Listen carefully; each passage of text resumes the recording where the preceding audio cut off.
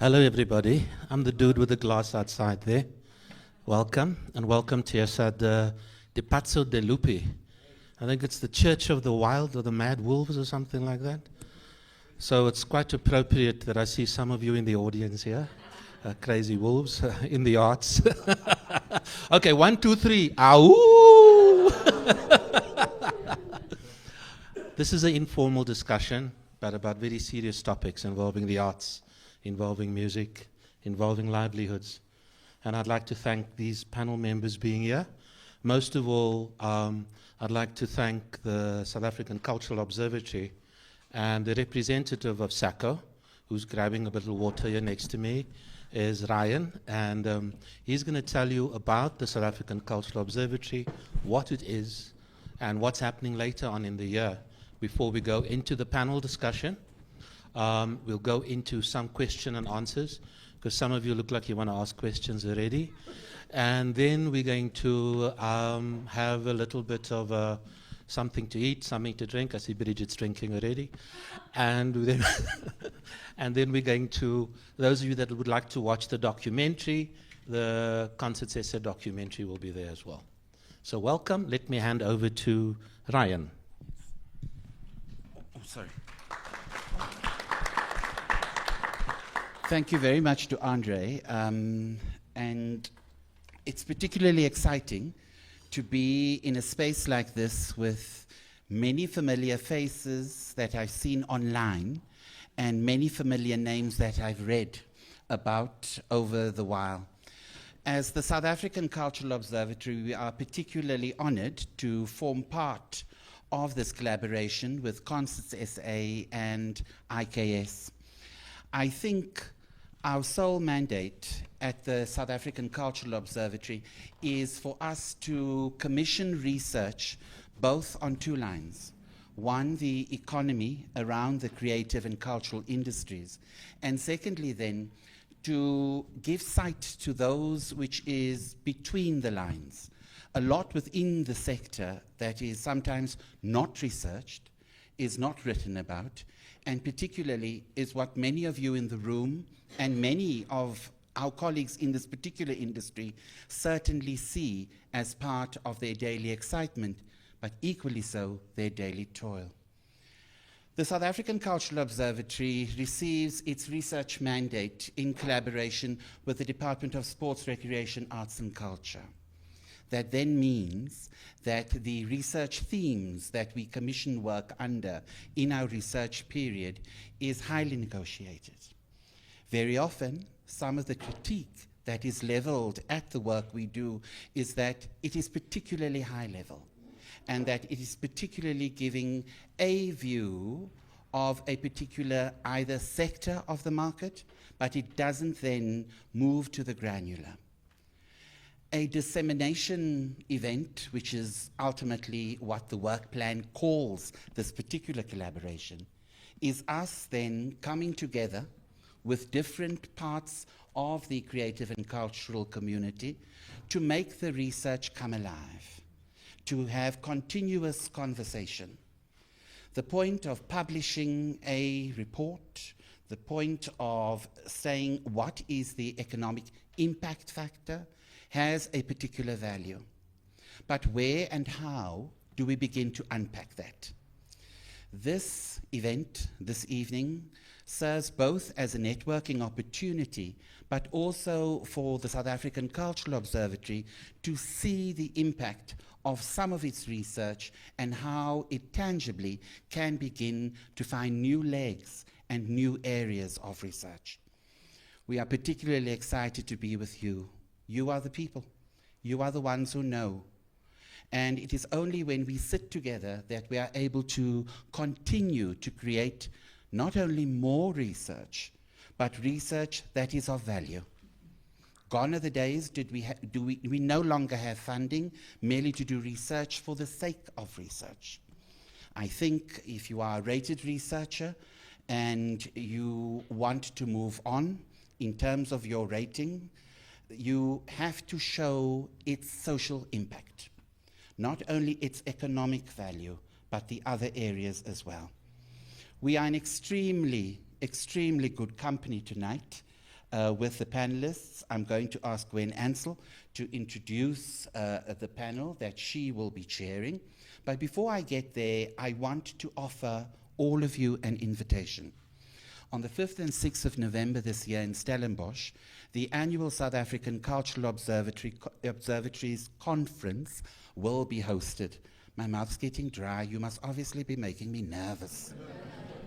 And I'm trying to say what I want to say as if I have a teleprompter. It's the wine you were drinking. It's the wine I was drinking. Oh, can you out me? Can you out me? It's okay, I'll deal with you later. On the 5th and 6th of... James, I can't dance, eh? I can talk well, but not dance. On the 5th, I'll be very brief now, on the 5th and 6th of November, I think I've told you that 3 times now, at Stellenbosch, the annual Cultural Observatory Conference will be hosted.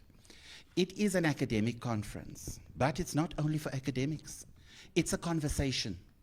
So these conversations that you have on Friday nights in very interesting places, these conversations you have after gigs, these conversations you have on WhatsApp, in your WhatsApp groups, that's the stuff that you can turn into a conversation to bring more people into the circle, to understand the nuts and bolts of not only how the industry works, but how policymakers, how different entities who are able to influence change needs to influence change. There are a number of research themes. There's a little square booklet that was at the entrance. If you don't have one, we can bring you one.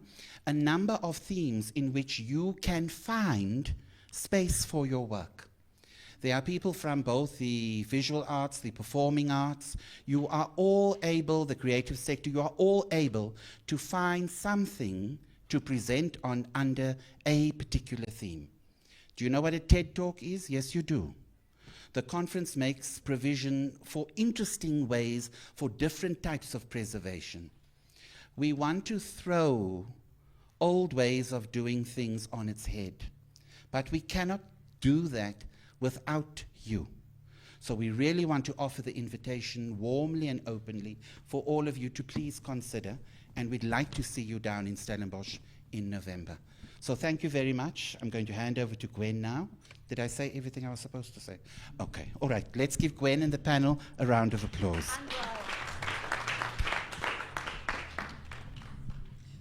Okay. Is this working? Yeah. Typical amateur, no musician would do that.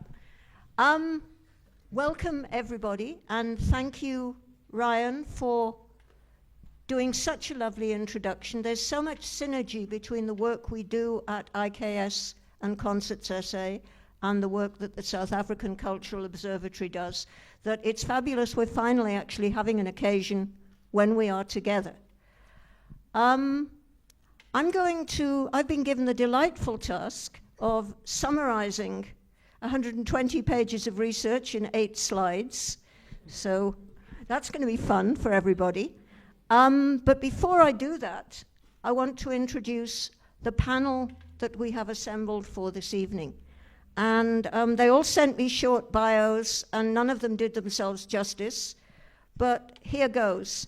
On my extreme left is Concord Nkabinde. He calls himself a creative artist in music, and I think that's an understatement. He's a bass player, he's a composer, he sometimes sings, he's a music director. He's an educator in one project that's very close to my heart, which is the gender-based Ladies on Bass series of workshops. As in all those roles, he's actually worked with the cliched who's who, both here and overseas. He's got a real passion for cross-cultural collaboration. And he has also facilitated a whole bunch of workshops and other music-related projects. He's done sound for ballets. I cannot possibly list everything that Concord has done. But the reason I wanted him on this panel was a slightly different one, because he was one of the early pioneers of being his own entrepreneur. managing his own music business, hawking his own CDs in those days around everywhere. And he's therefore got a tremendously useful insight into what goes into making music and how much you do or don't make out of music. So I'm really happy to have him here. Sitting next to him is somebody Sitting next to him is somebody I absolutely shouldn't have to introduce, and that's Prince Lenghuasa. Again, wearing many hats, though he's not wearing a hat tonight, but he's a horn player, he's a teacher, he's a composer, he has been involved in music scholarship, and so on and so forth. As many of you probably know, he got his start in music with the Salvation Army, but he's also been involved in a lot of really historic music projects on an education side, both as a student and as a teacher. He's been music director at the historic Funda Center, for example. He co-founded a band from the late 80s that's a legend, Umbongo. He's worked with the late Jonas Gwangwa, with Letta Mbulu. He's worked with international stars like Pharoah Sanders. He's music directed for the Windy Brow Theatre. Again, I should not need to list this. He still teaches, he still studies, and if any of you don't have his album Lockdown Chronicles, then you probably should acquire a copy at some point. Talk to Prince later. Prince Lenghuasa.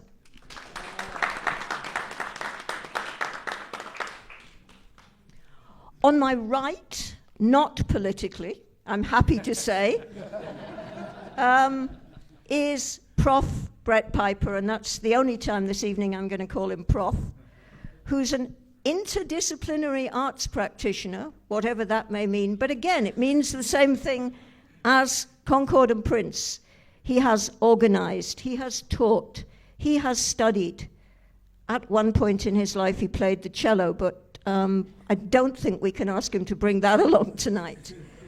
And he's also been a festival director and a music events director, the latter at the State Theatre and the former at the KKNK. So he's got a wealth of experience to bring to the table.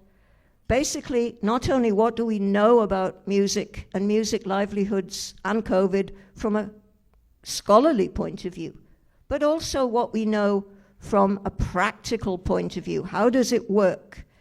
And he has done work both locally and internationally, and published both locally and internationally, and has a fabulous book scheduled to come out, 18 months from now, on the jazz appreciation societies and digger dancing.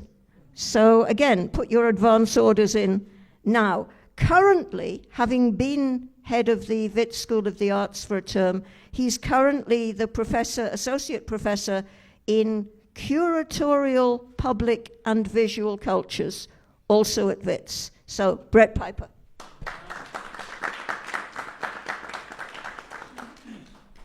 And last but absolutely not least, Titi Luzipo. Many of you will have seen Titi on stage. I hope you have all seen Titi on stage at some point.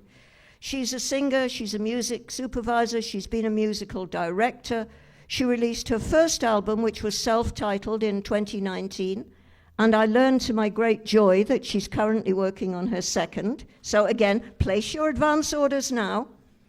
She's performed at multiple jazz events, from here to several European countries to as far away as India, and she's currently a lecturer in contemporary commercial music at the Northwest University. And I have to say, she's also, in many ways, someone who's got a deep historical insight into the music life. Her mother is the last surviving member of one of the most historic bands from the Eastern Cape, the Soul Jazzmen. Her grandfather was a famed hymn composer. So Titi knows the story through her own experience, and she can also reflect on the experience of having had conversations with her family. Titi Luzipo.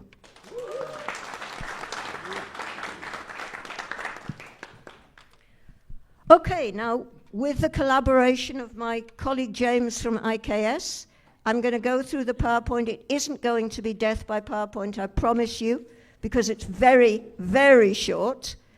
The script is also the slides. So if you should, by any chance, fall asleep at some point during this event, then if you wake up, you'll know exactly where we are. This is the research I'm talking about. This is the short version. You can get copies of it outside. There's also a much longer version, 120 pages of it, which you can access online. The link, I think, was on the invitation, but if not, it's at the end of this slideshow anyway. I think I'll move fairly quickly because we had a slightly late start. James, if I could have the first slide, please. You don't have to read it. I'm going to talk you through it. This is just the bookmark.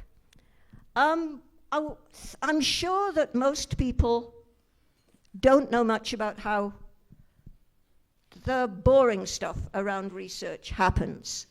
So basically what we were researching, and this is by no means boring, is we were looking at the experience that people had with a Pro Helvetia administered jazz musicians COVID relief fund that was administered and disbursed during 2020 and 2021. We wanted to know what this told us, both about its own impact, but also about what musicians earn and what musicians have to spend to run a music career. And we wanted to see whether there was any policy guidance or even future research guidance that we could get out of that. And we did that by a three-stage process. The first stage was working on very, very tightly anonymized data from 711 people who had applied for grant funding. The anonymizing was done incredibly carefully, and we have still in place a non-disclosure agreement about certain aspects of that research because you don't mess with people's personal financial details. So there may be some questions you ask me that I don't answer for that reason. We followed that up. We are bound by the South African Protection of Personal Information Act. We asked all the people who had been in the survey, and we didn't ask as the researchers because we had to stay at arm's length. So Pro Helvetia asked on our behalf, are you prepared to opt in to do a voluntary follow-up survey? And round about half of those people, 374, said that they would. And then, because the research had taken a long time and covered so much ground, we did some interviews with people who did agree to be named. There were 7 of them, to bring the story up to date before we published in 2023, at the end of 2023. And all the time, running alongside of that, we were actually reading international research and what little local research there is in order to see if what we were finding made sense, where it differed from what was happening elsewhere, whether people had been telling us the truth. All of those things you triangulate with other research that's out there, and you see how that measures up. Slide 2, please. So what was this relief fund? It was regular funding granted based on adjudications from a panel. People had to apply, and then the panel decided on whether and how much to disburse. There were 2 rounds of payments. They were regular payments. They were guaranteed for a period of 6 months, and because there were 2 rounds, some people got funding for 12 months, although there wasn't an absolute overlap between the first group of people who were funded and the second. People received amounts based on the shortfall that they reported, and some grants were as small as $2,000 a month. Some grants were as big as the maximum was 15 grand a month. And this payment plopped into your bank account regularly every month for the period that you had been granted it. It was based on a very simple form it was like a page and a half of form, written in plain language, where people told us what their income streams were. Now, what's an income stream? That's an economist term. We all know, you all know music. Musicians don't have a boss. Musicians earn from a bit of a gig here and a bit of composing work there and a bit of music directing there and a bit of a school gig or a university gig there. Put all those together and you've got something called an income stream. So people reported their income streams and then what they had lost through the impact of COVID, which in most cases was almost everything. And based on that, the panel, to whose workings I cannot give you any insight, decided on an amount and a length of time to award. Although I do know from talking to some people who had insight that the honesty with which people reported was painful. People absolutely did not push it and say, I want R1 million. But more than that, I absolutely cannot say. And it was simply to support shortfalls from your household. Nobody said you had to report on what you spent. Nobody said you had to put it into a particular purpose. It didn't have to be a music purpose, so long as it would keep you as a musician going. And one of the people that we did interview who was named, the artist Zodwa Mabena, said, somehow I thought this isn't legit. How can it be so easy? And those of you who applied for government COVID funding will, of course, remember the large book of forms that you had to fill in order to receive what were often quite modest amounts. Second slide. The people we talked to were everybody. In other words, we had people from all provinces, we had people identifying with all genders, but, and this is true of the music community in general, it's not just true of this survey, it skewed older. It was people mainly in the 36 to 54 years age group, or people who had 9+ years of experience. It skewed male, and we're going to have a panel on women's representation in music in August, but you can read about some of the reasons why that might be the case in the booklet on women in live music. And it skewed urban, because where's the work in music? Very often, it is in urban and peri-urban areas where there are clubs, where there are venues.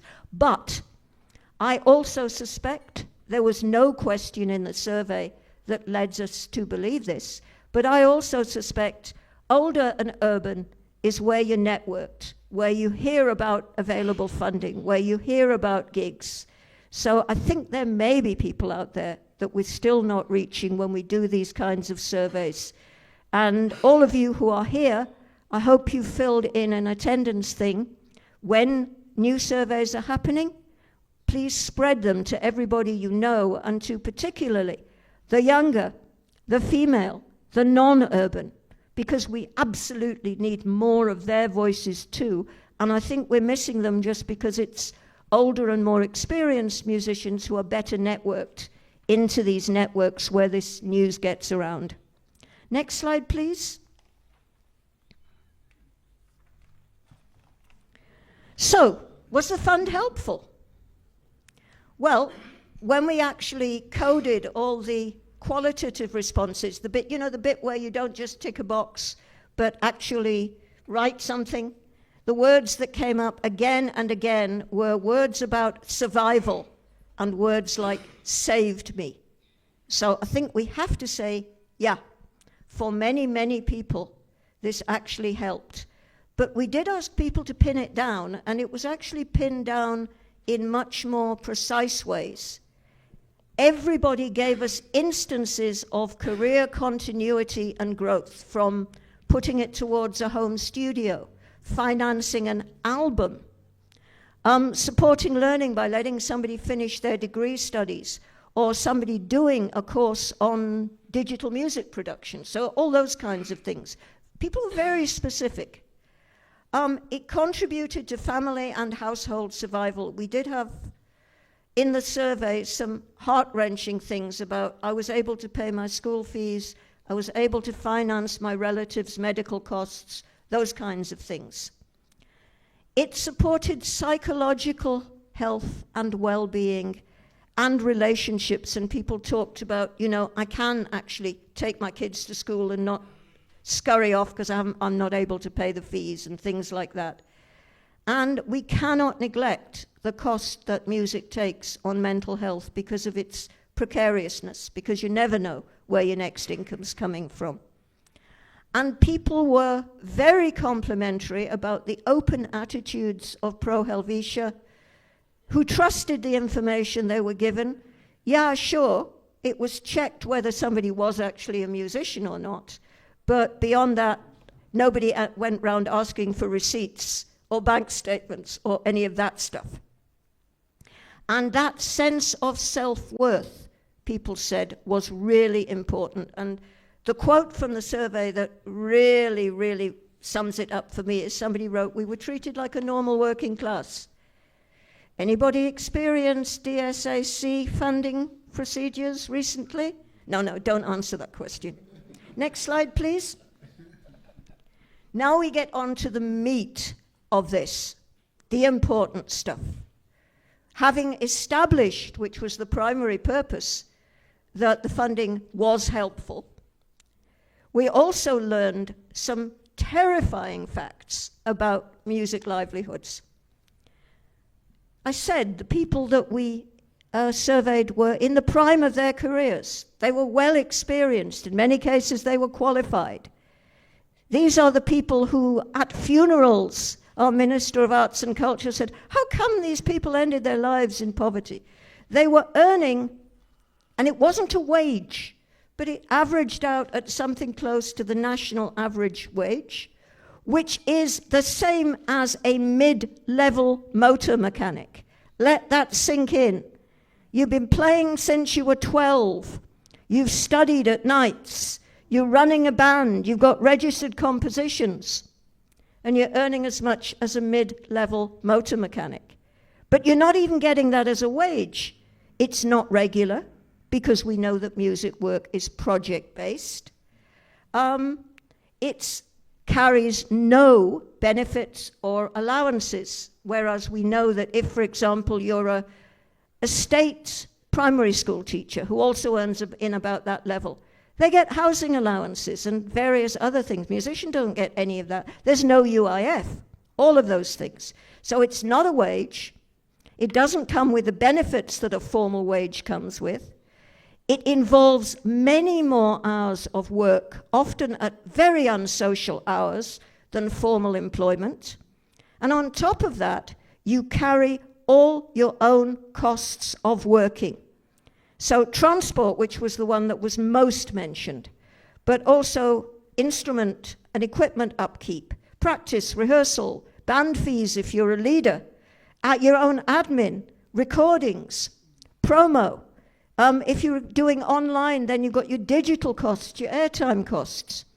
And that means that even before COVID, when people reported this massive loss in income, they were being forced into really hard choices between the costs of surviving as a human being and a family and the costs of surviving as a musician. And that was before COVID drove a train through the whole of it. And because of all of that, next slide, please. And this is the really important stuff. We are experiencing, and the whole of the music world internationally is experiencing what we might call socioeconomic long COVID. Research reports are finding that there's a post-COVID cost of working crisis. Not just a cost of living crisis, but a cost of working crisis. In other words, it costs you more sometimes to do a gig than to turn that gig down, particularly if it's in a far-flung town. And somebody mentioned that, you know, the clubs that were able to open easiest and fastest were the ones in what somebody called the Lani parts of town. So if you live in a township or a far-flung suburb, you've got massive transport costs even to get there to do that gig, even if you get offered it. There are fewer gigs than there were before COVID. costs, rehearsal space, instrument repair, all of that, are higher. The fees musicians are getting offered are the same or, in some cases, lower. So performing can cost more than you're going to earn from it. And income recovery, maybe not surprising with all this going on, is very slow because everybody, and we're a highly interconnected industry, has got COVID-era debt. Some people hocked their instruments to pay school fees during COVID. They've got to get them back now. You've been de-skilled. If you hocked your instrument, you haven't been practicing for a while. You've been de-skilled. Some people reported, tragically, band members passing away from COVID, and then saying, and now I have to engage younger musicians with whom I do not have a relationship, and they want higher fees. So at every level, things are costing more. And for that reason, almost half of our respondents in the survey, this is the 374 people, said that they were somewhat pessimistic or extremely pessimistic about their future in music. And some quotes. These were people who went on the record, so I can name them. Mignazzo, Matole, many of you may know Mignazzo. By the time you pay for transport to get to the workshop, you don't have the money to fix your instrument. He lives relatively rural. The repair workshops are urban. Shane Cooper in Cape Town. Shane Cooper's Mabuta had members in different towns. He said having band members in different cities is just not financially viable. We don't play together anymore. Zodwa again, talking about negotiating with a club manager. They'll say, can you take it to a 3-piece? When we are a 5-piece, compromises the sound, it's killing the spirit. Next slide, please. Small musicians joke in the little picture at the top. But what does this all mean? So what? Why should we care? Well, we should care because it should no longer surprise us that musicians end their lives in poverty.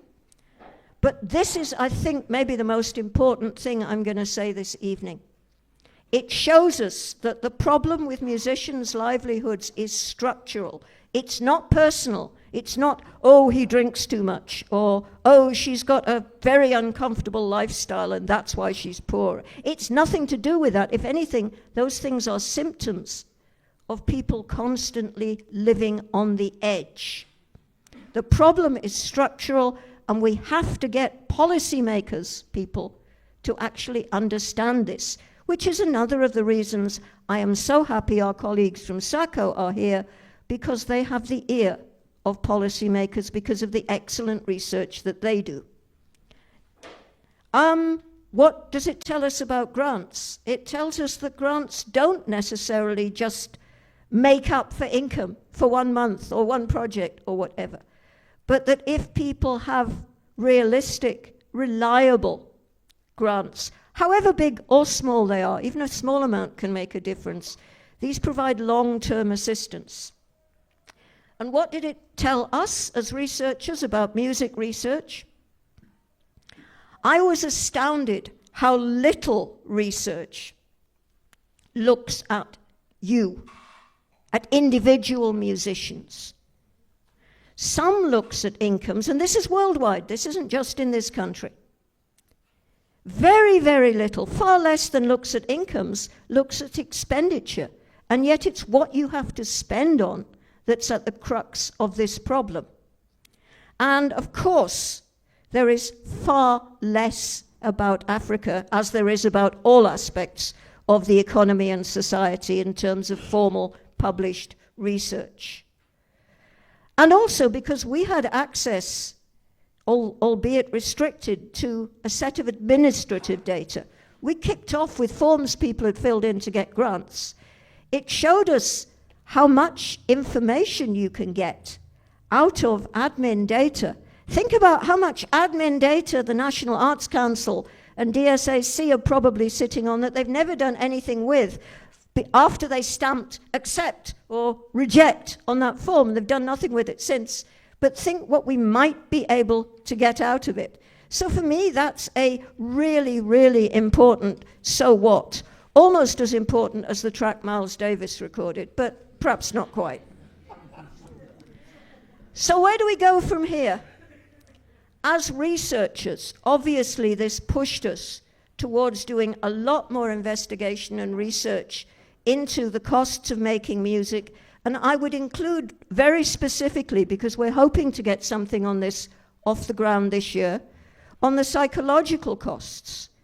Because these stresses that everybody's living on are possibly one of the reasons for so many early, untimely, and by their own hand deaths that we see in the music industry.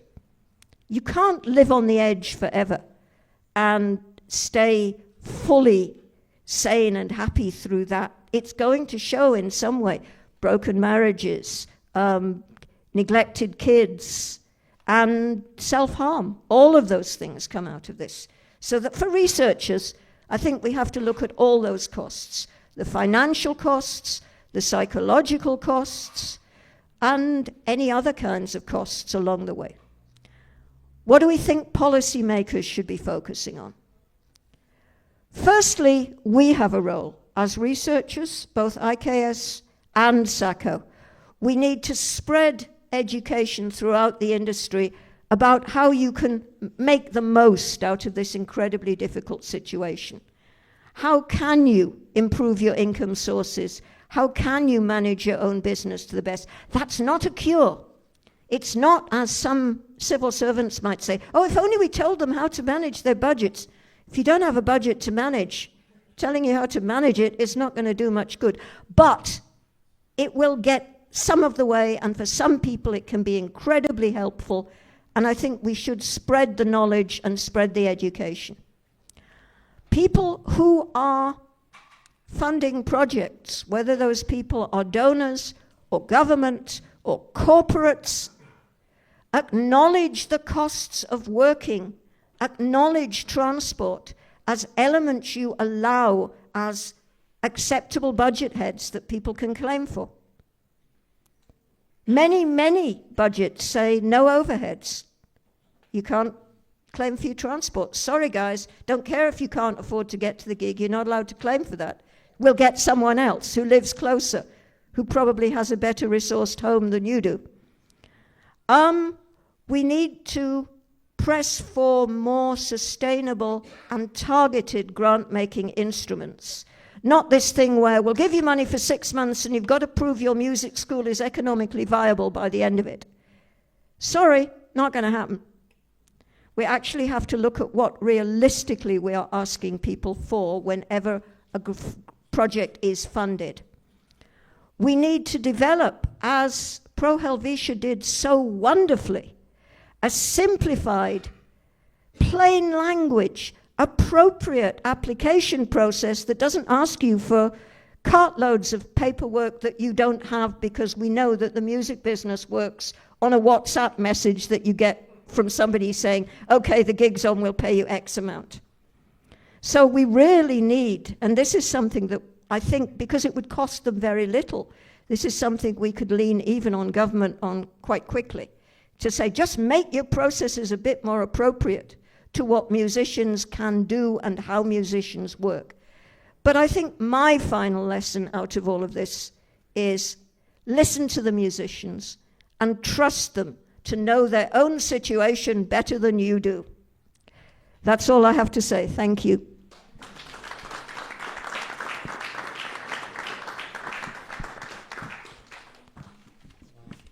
If I could ask my panelists to come back now, I'm going to ask, see, these are professionals, they don't even need queuing in.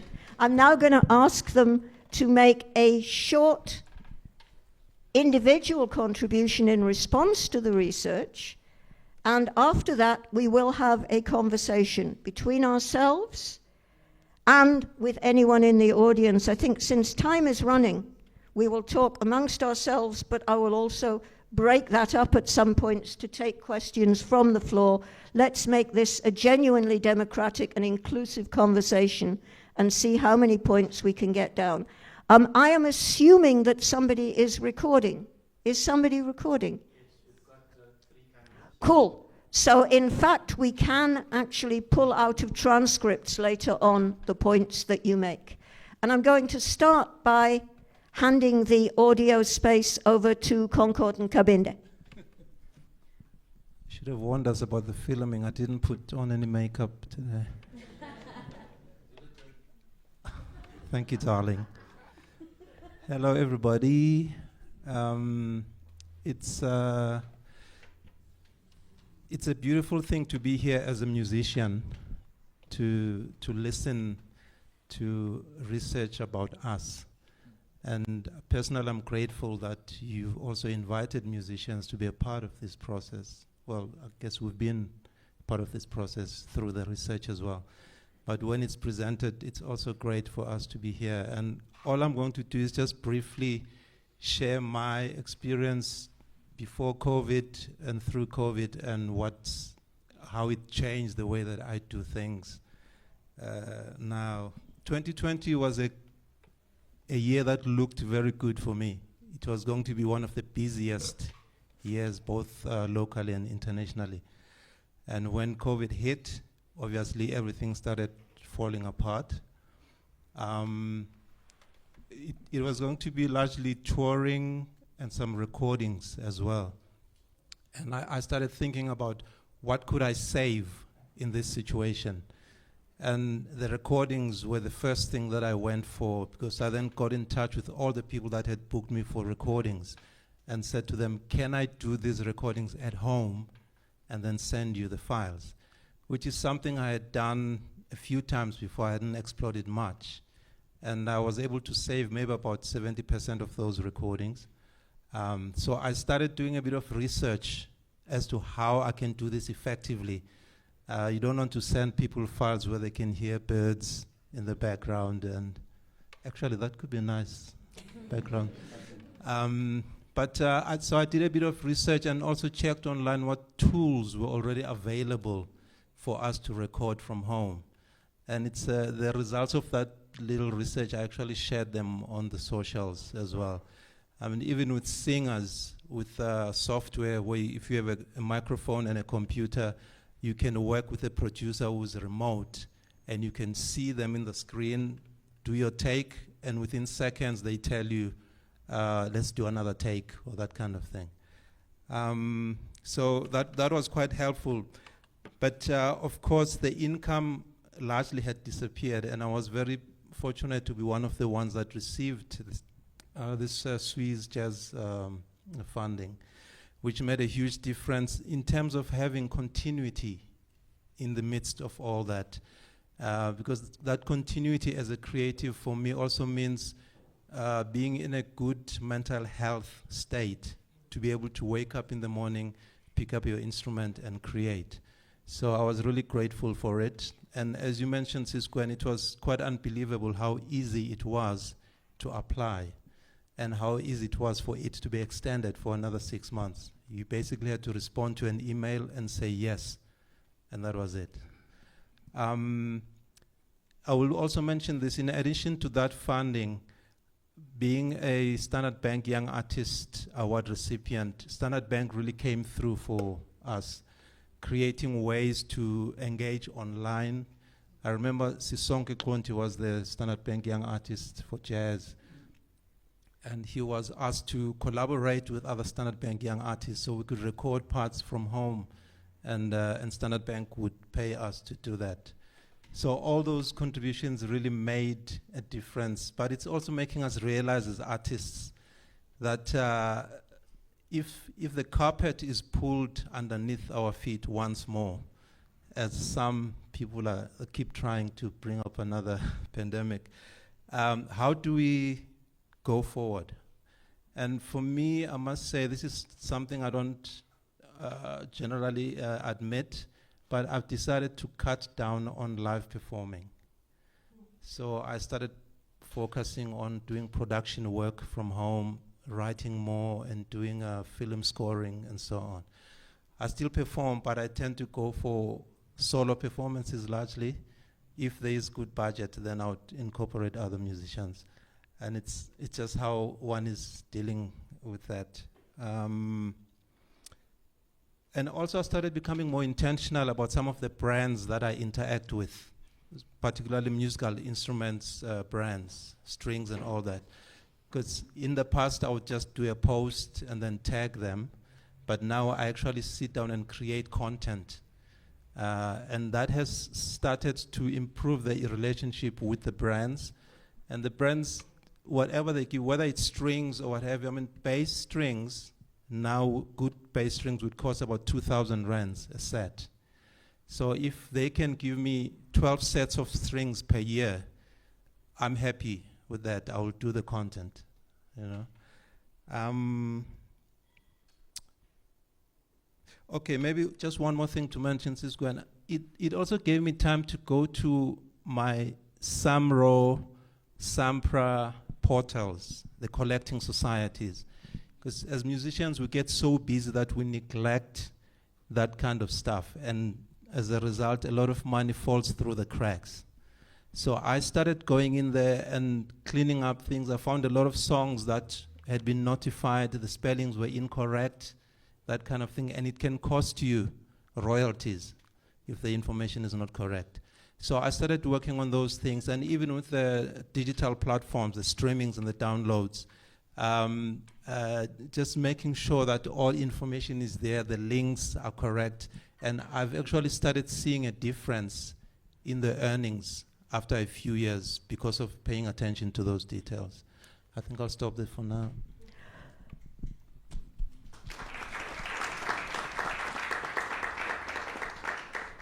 Like the true professional that he is, that was dead on the 5 minutes I'd asked for.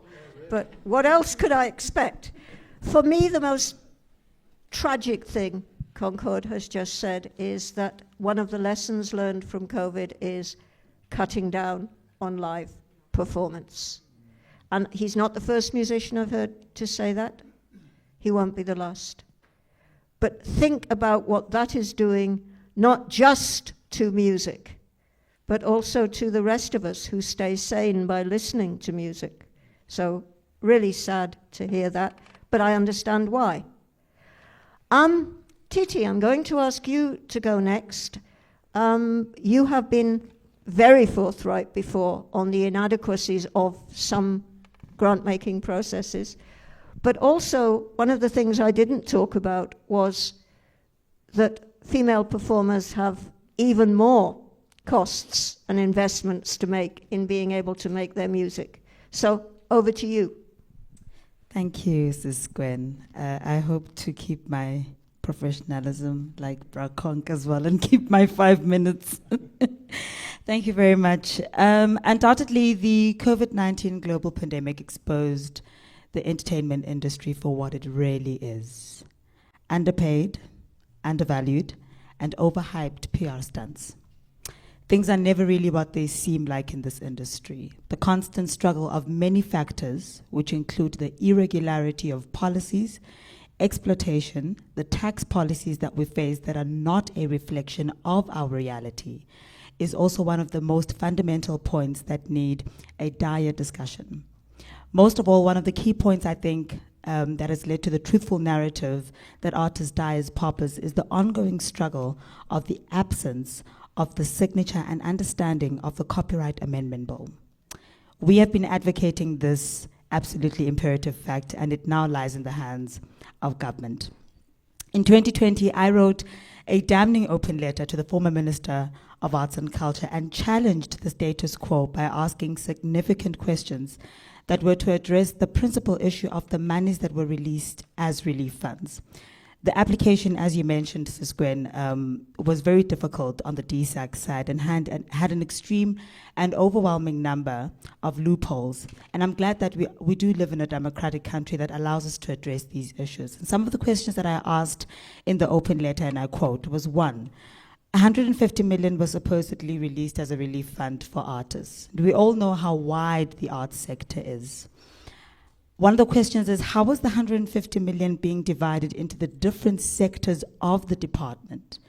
In the arts sector solely, there are those that fall under literature, film, design, television, performing arts, dance, drama, technical, etc., etc. The list is very long. But how much was allocated to each of these departments? Second question was, is there a flat rate for all practitioners in their respective fields? And if so, how was this solidified? There was a request for cancellation letters as part of the application process, and this proved to be an extremely difficult task, as some of us are independent musicians who organize their own gigs. For instance, my application was rejected in by the department because I did not meet the requirement. But the question remained, what is that requirement, and what does it serve, and for what purpose?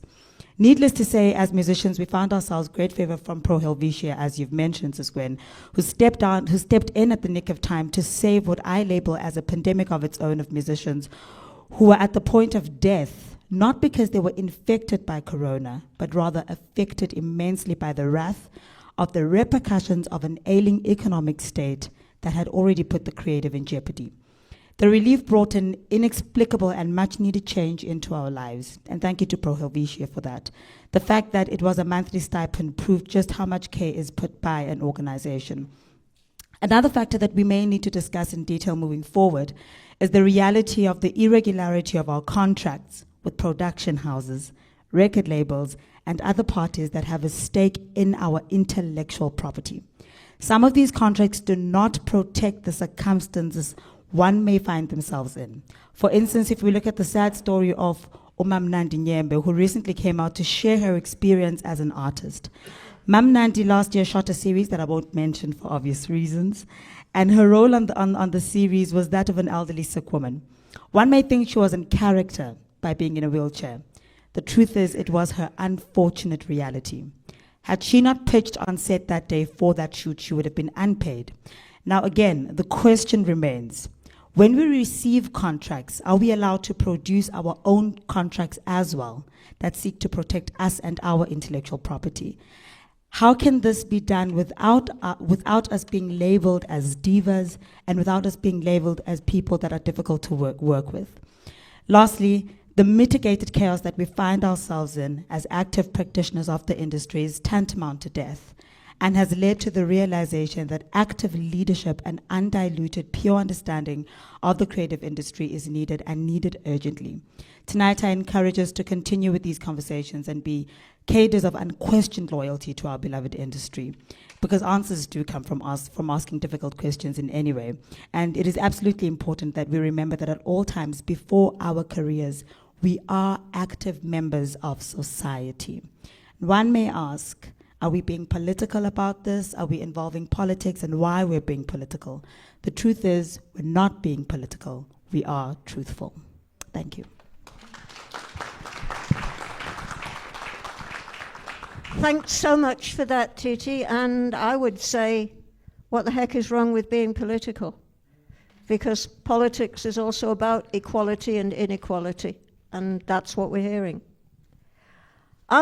Prince, would you like to share your thoughts on what we found from the research and on what the real costs of a music life are? Well, thank you for the opportunity. Good afternoon. Is it good evening already? I come from a very simplistic view of things, but as a musician who has been impacted by COVID and all the things that happened around it, the research actually shows how much little care we have received from home ground. Somebody says charity begins at home. At home, we had to fill up forms that were like a whole booklet, almost like writing a biography, just to qualify for a little sum that would carry you through a very short time. Whereas the fund that was made available by the Swiss was such that you were able to patch up on a number of things and be able to survive. COVID cost a lot in that people died, relationships died, the working conditions became dire because there was no work to be done.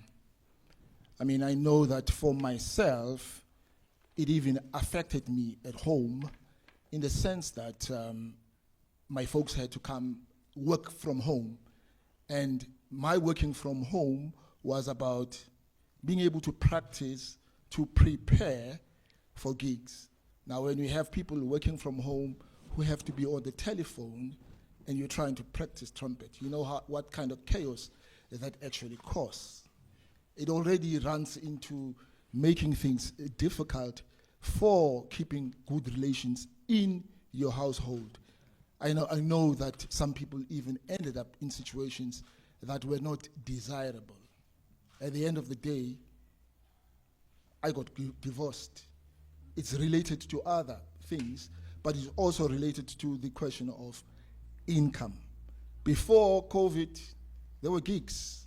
One used to go around, do gigs, work with, even in the corporate space, have a gig with your band. You know that there is some form of income that will sustain you. Now, with no gigs happening, it meant that you are more at home than you needed to, or you there's no work to go about. You can't move around, and yet at the same time, during that period of COVID, because of the help that one was able to find in the Swiss fund, I was able to record or write music for my recording. So it's a contrast in a way of this situation became favorable in one setting, but also unfavorable in another setting. So the research actually shows how little care we received from home ground as opposed to people looking at us from the outside saying, but we can extend ourselves and help. I mean, getting help for 3 months at home with a whole booklet of forms that we had to do, opposed to 2 pages that an outside organization gave where you are able to be sustained for 6 months. At the end of that 6 months, because COVID was still on, they were able to extend and get other people help. So it's really like there was a blessing in this. We have to look back at home and say, where is the charity? Are we really being given what we deserve as musicians or as artists? And I guess there's a lot of other things that can be spoken about, but for me, this is, the part that really became, this fund made us feel human. We were recognized as musicians who are part of society, who are able to give back to those that depend on us. So there's a lot that came from the support and the research in my 2 minutes of the 5.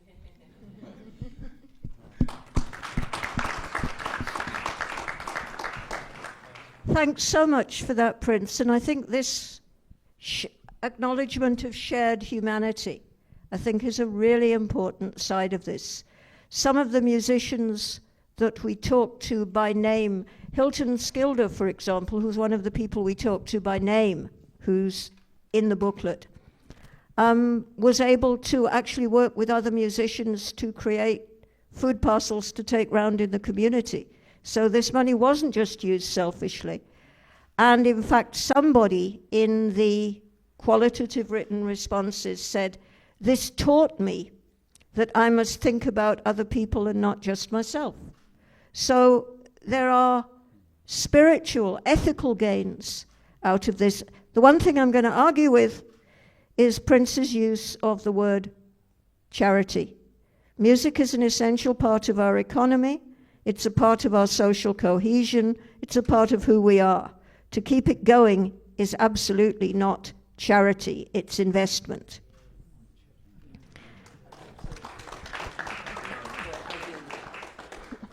Okay, to round up and perhaps to take us back a little to the knowledge base of the research, though I'm sure he won't just do that. Brett, can you make the final solo can you take the final solo? Thank you, Sis Gwen. So it's an honor to be in present company, of course, and just lovely to see many respected musicians and arts professionals and old friends in the audience. Can I use your mic, please? Okay, thanks, Titi. So, I mean, the first thing that I'd like to say is that what a wonderful realization Pro Helvetia and the others who were involved in this research came to see that the archive of administering grants had a value not only for that work, but because that it was actually measuring with an incredible degree of granularity a set of needs in our sector. And that it's helped us to actually put numbers to what it takes to sustain a livelihood in jazz in this case, but it has implications way beyond one genre. And also this really important measurement of the cost of work in this sector and who carries it, and also the other related economies that we're embedded in. That there's a transport economy in jazz, that there is a instrument economy in jazz, and that's all integrated into this question of livelihoods. I think this research is enormously important because, as Gwen has suggested, the other platforms we have for applying for grant funding also potentially can help us to not only measure what's dispersed, but to also start measuring trends and understanding how our sector has developed over 30 years of democracy. If we were having this conversation 35 years ago, there wouldn't have been platforms to even turn to with state support within the country. But what we can learn from what this particular research project has told us, I think, is that there is a knowledge base we've been building over the last 30 years from which we can derive really meaningful policies. So for me, there's a call for action, there's a call to action in this research. It's indicating, firstly, that COVID is not over. I think this argument that we are still coming through socioeconomic long COVID, we have to sit with the fact that our sector has not fully recovered, and we were already cognizant that there were structural inequalities before COVID that were surfaced immediately during 2020, when it took 3 weeks to see respected artists in breadlines, for example.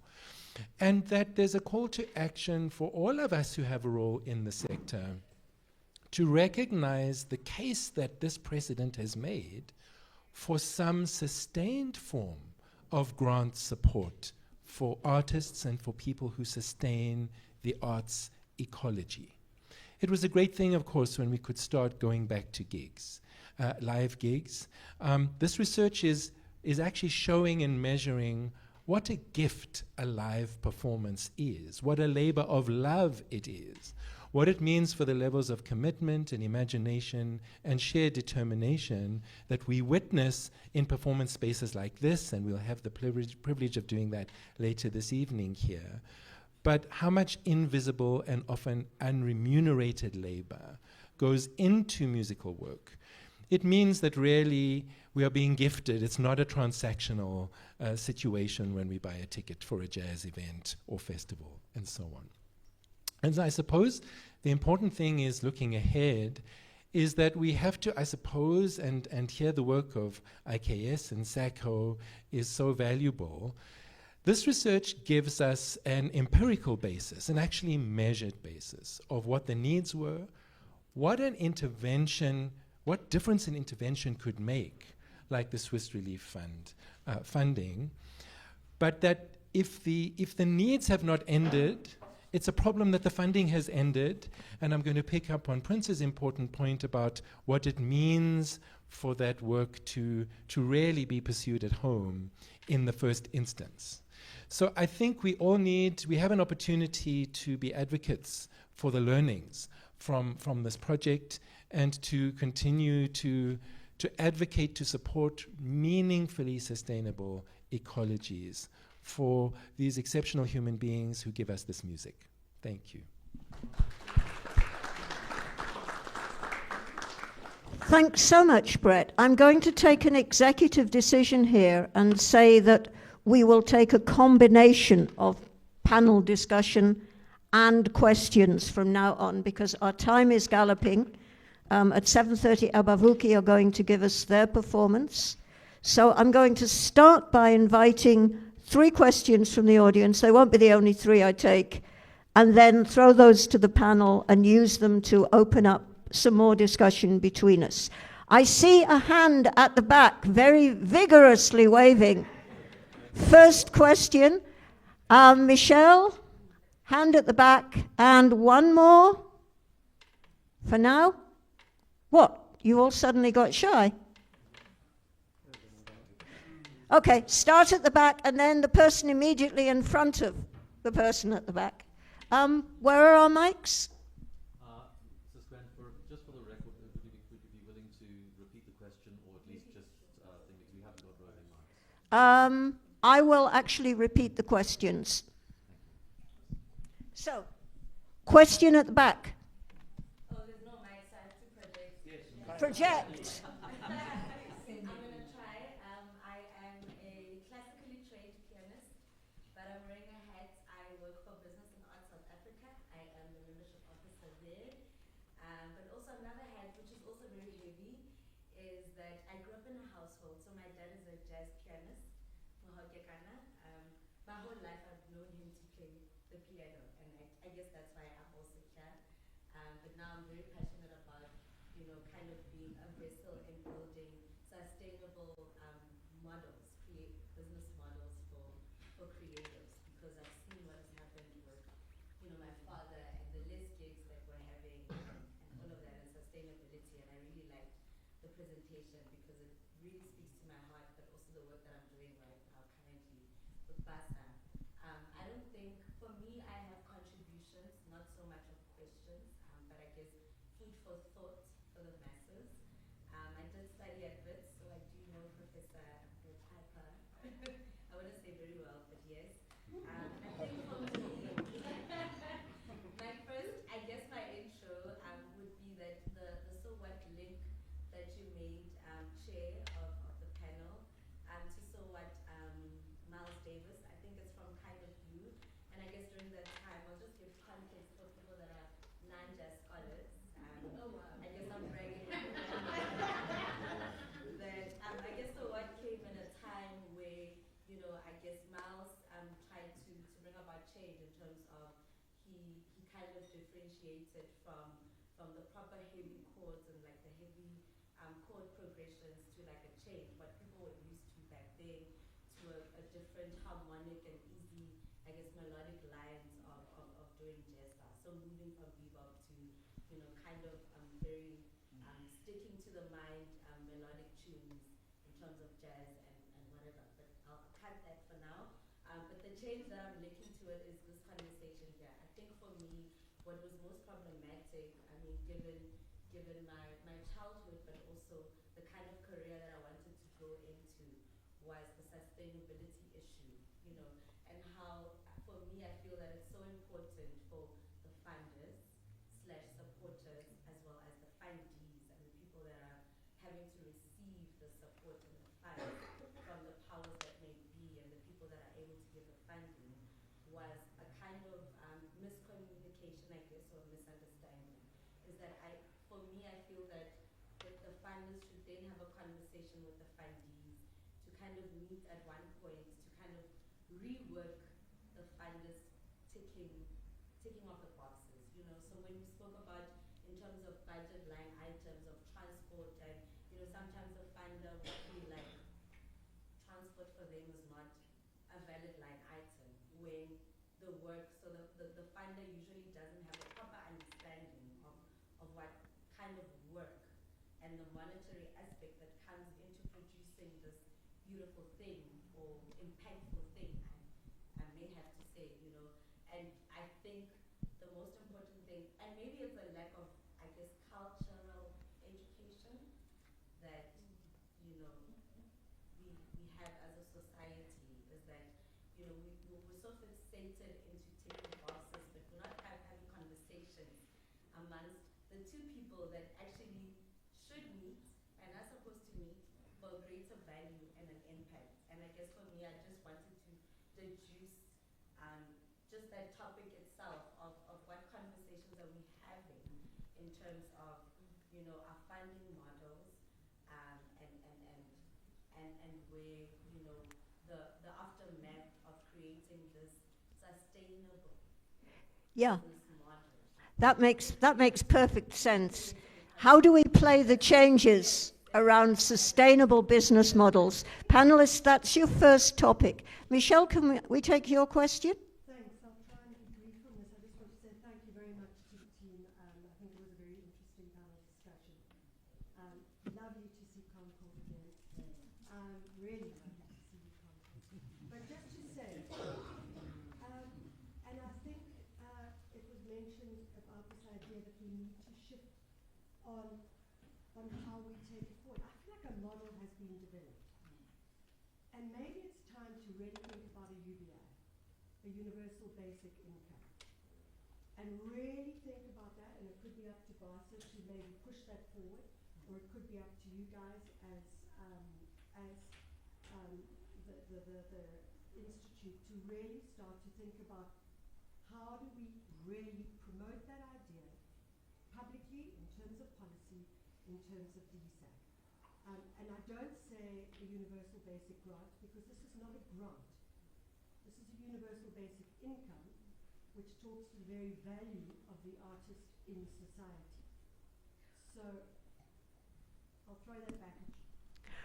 Okay, when I used to interview musicians from the UK, and they said it's national insurance that keeps us going. In other words, when they weren't working, there was a social support network.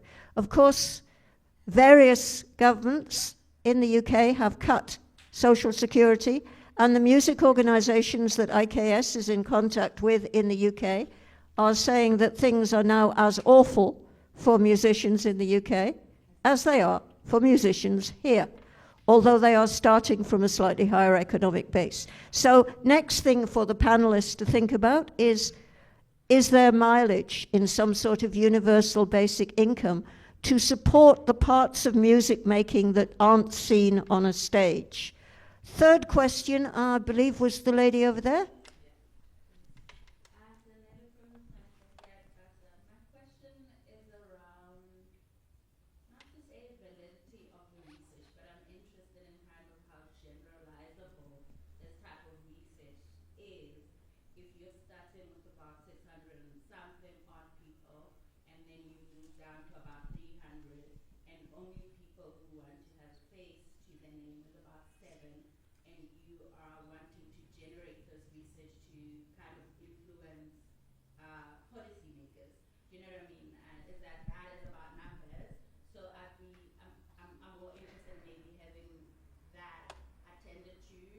Okay, that's a research question, and I could actually deal with that quite quickly. If you don't mind, I'll do that just because we are pushing time.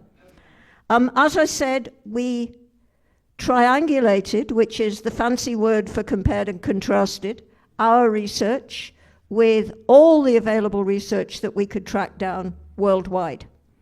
Everything that we found was echoed. Absolute amounts were different because, of course, economies are different, currencies are different. But the circumstantial things, the costs, the levels of wages as compared to other wages in the economy, the stresses that musicians underwent are exactly the same as all other research everywhere has found. I mean, if I'm putting my hat on as a business studies school lecturer, then I would say there are close consonances, but I'm not wearing that hat tonight. And I will say that every other piece of research we looked at backed up what we were doing. All the research that's being done by industry organizations worldwide post-COVID is coming up with the same things that we're coming up with. So I would say in terms of both validity and generalizability, we actually have significant strengths. Having said that, of course, the more research we do, the more generalizable it'll be. And that is why there's this constant call for saying people aren't looking at these issues as much as they should. Any grad students in this audience still looking for a dissertation topic? The door is open. So yes, I think we are valid, I think we are generalizable, we have triangulated with comparable research, and everybody's saying the same things. South Africa's not an outlier in this respect. But the more research we have, the more granular research we have at the level of individual musician livelihoods, the stronger those arguments become. I hope that's answered your question. Panelists, can we think about, would we like a universal basic creatives income? And what are the changes we have to play in order to get policymakers and grant makers talking to music practitioners? Who'd like to go first? Suddenly shy. Come on. I'll go, okay. Thank you, Titi. I'll go. Just repeat that question. My ADHD is kicking in. It's a Friday evening. Okay. What changes do we need to play in order to get policy and grant makers and musicians talking to one another to transform the model of that relationship and therefore of the grants that come out of it? Copy. Okay, I think one for me, if we were to talk about policies, is something that I mentioned in my address earlier, and that is the importance of the signature that needs to go onto that copyright amendment bill. I think that's where we would need to start. That changes the narrative of everything, and it goes wider into the creative industry. It doesn't only go into music, but it goes into the actors, the dancers, and everything in between. I think it was yesterday I wrote a Facebook post about what, ma'am, sorry, I didn't get your name, that you were talking about the conversations that need to happen amongst each other, yes. So one of the things that I wrote is that perhaps we also need to start looking at the conversation between the policy finder and the policy findee. You're absolutely correct. Because there are certain percentages that go into that take away from us and take away from our basic income. So if my record label or my management says, okay, Titi, we are going to generate a basic income for you of 5 rand a month. If my record label or management company has got a contract with X amount or X company of a PR agency, then the record label has every right to say, from that 5 rand we're giving you, 2.50 rand actually needs to go to the PR company. And then the PR company says, well, we've also signed a contract with a stylist. And that stylist, because you need to look good, you need to be trained up, you need to absolutely be gorgeous at every gig, we are going to take a further 1.50 rand and take it to the stylist. By the time I get the basic income, it's 50 cents. So we do need to start having the conversation, but I think the vast conversation to have is the conversation between the policy finder, who created this policy, and what benefit does it have to the active practitioner? Yeah. What impact does it have to the societal issues that we're facing? And thirdly, how does it affect the economic state, rather the failed economic state of South Africa? Thanks very much, Titi. Does anyone else want to come in on that issue? I mean, I basically think a version of this presentation needs to be heard in the spaces where people are able to make policy and disperse grants, and that this is a wonderful resource, this research report and the other research reports that IKS and other colleagues have been involved in, to help policymakers understand. Here's a great example of what an investment in the form of income relief, what difference it made during the COVID period.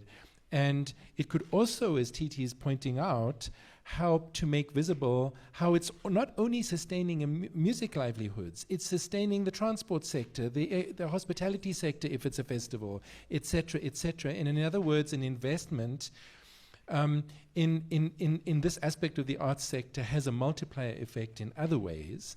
And so I think we should really try and see that reports like this aren't only heard by musicians, communities like tonight, but in fact by people who are in a position to perhaps learn from them and connect some of the dots between that income relief and the ongoing long COVID. that the sector is enduring. Concord. Yeah, I think my concern is that a lot of the funding that comes is focused on the actual project and nothing beyond.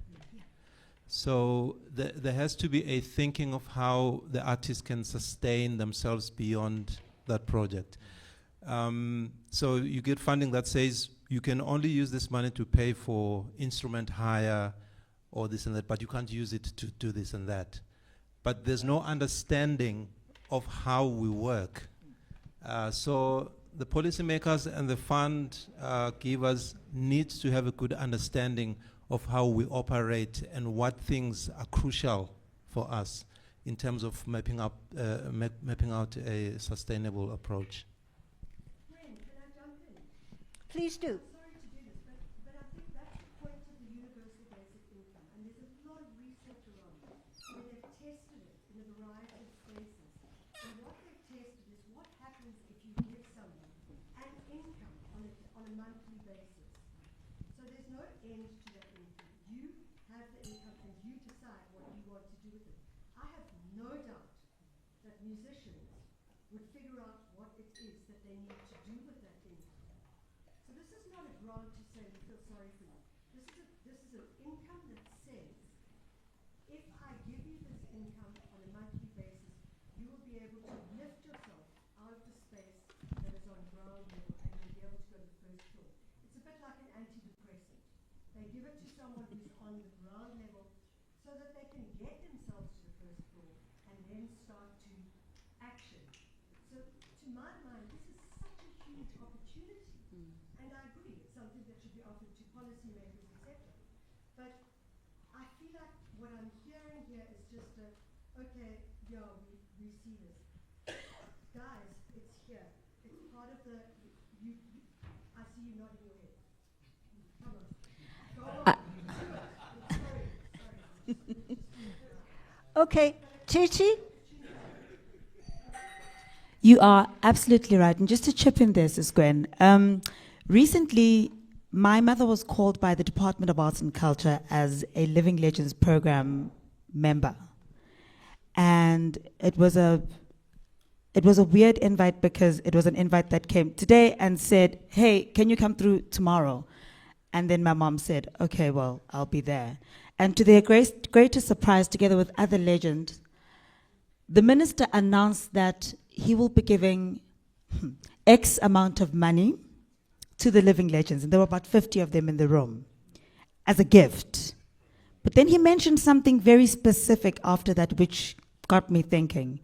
He said that from that day onwards, he pledges to give the living legends X amount of money every month for the for the rest of their livelihood.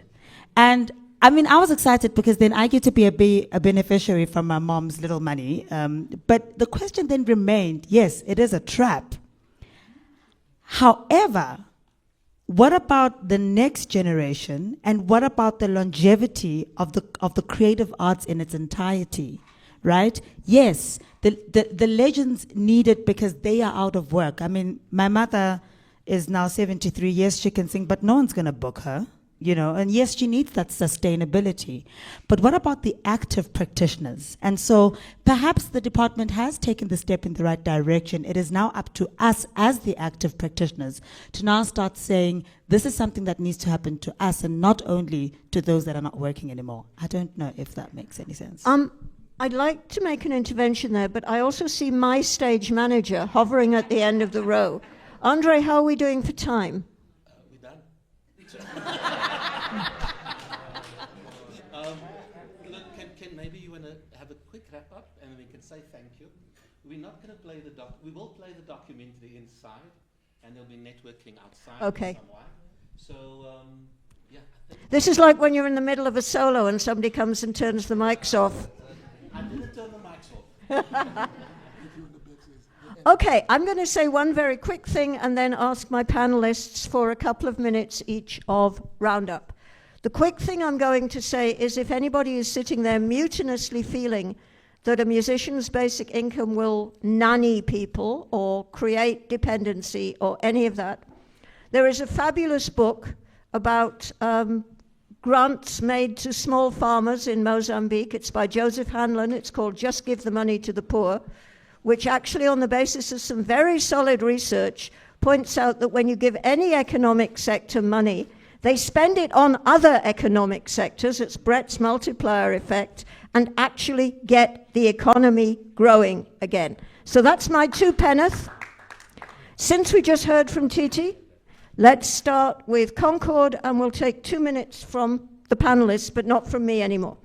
Not much, but Michelle, just to say, maybe some of us are not that familiar with the universal basic fund. Yeah. Send us a link. But it sounds like that's what we need. And I think we will have not balanced matters if we don't address our interests as artists, that all this work can happen, but if we are not willing to step up and engage with this, then it's not going to help us in any way. I think one of the last things that for me came out of the COVID period was that now, more than before, I do a monthly check in terms of my income and expenses. I did it before, but not as intentional as I'm doing it now. So, yeah, we need to step up as artists. Yeah. Thank you, Concord. Prince. Well, part of the step up as artists means people need to be more aware of what is happening around them. I mean, Titi just spoke about legends, that they were offered something. There are backing musicians who used to work with principal musicians, many of whom are passing on or have passed on. And it has created a place where these musicians have no work. Because they used to have a gig with, a Huma Sekela, whoever, many other people. But now, with these legends gone, it's a question of when are we getting a gig? And between the ages of 60 and 70, how are those people being taken care of?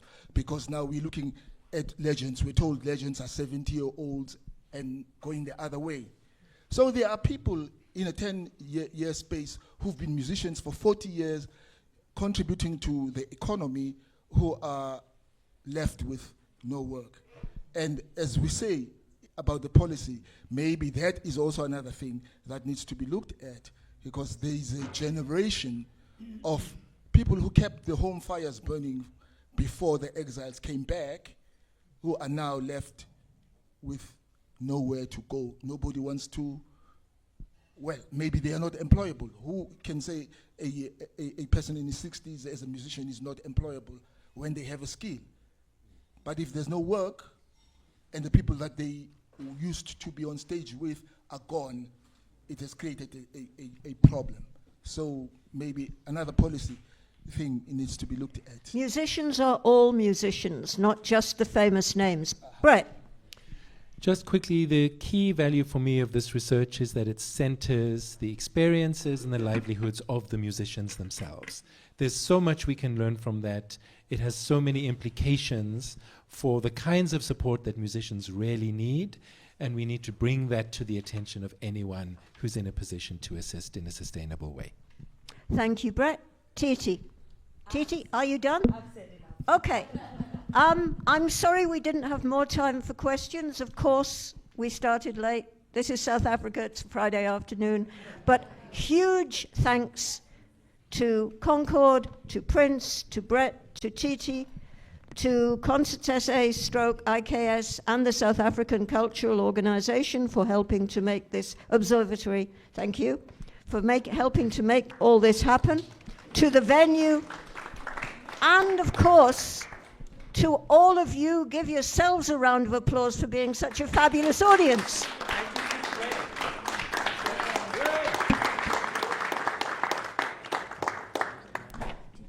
Okay, whoops. Can I grab a mic once more?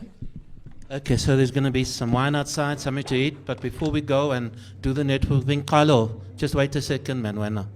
So it's nice to call people to order. During COVID, we did a conference and we started a World Jazz Network, and I had to get the jazz at the Lincoln Center on board. And they asked me, I spoke to this woman called Georgina Jabor, and she's like one of the heads there and Seaton, and they asked, who's facilitating the panel? And I said, Gwen Ansell. And they said, she can facilitate the world. We'll be there. So a big round of applause to Gwen Ansell. Yeah, I think if she's in the room with Trump, he'll lose. These are the people I learn from and who I work for and who make this industry a better place. Thank you, Concord. Thank you, Prince. Thank you, Brett. Thank you, Titi. Thanks, Ryan, for that beautiful introduction to the Cultural Observatory. And you know what attracted me to this research, Michelle, and you hit the nail on the head? I like models. I like the way things work and how they should work. So Gwen and I, and if you read the full research, grab a box of tissues, because there are quotes in there that will make you bawl your eyes out. There are the summary of the research, there's copies available, and I think you might just need 1 or 2 tissues. But if you want a real tearjerker, read that research, and you'll see what people went through and what people are still going through. There's someone in the audience, and usually we talk about organizations, but there's someone in the audience whose name I'm not going to mention, who helped put that model together and who ran Pro Helvetia at the time.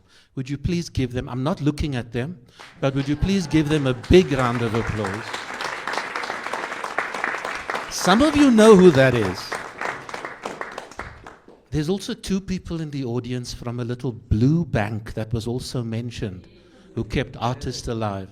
And I'm not looking at them either, but give them a big round of applause. They are esteemed academics. They are music royalty in the room. They are artists. They are journalists. They are budding researchers, DJs, Cultural Observatory, and a whole lot of funny people here.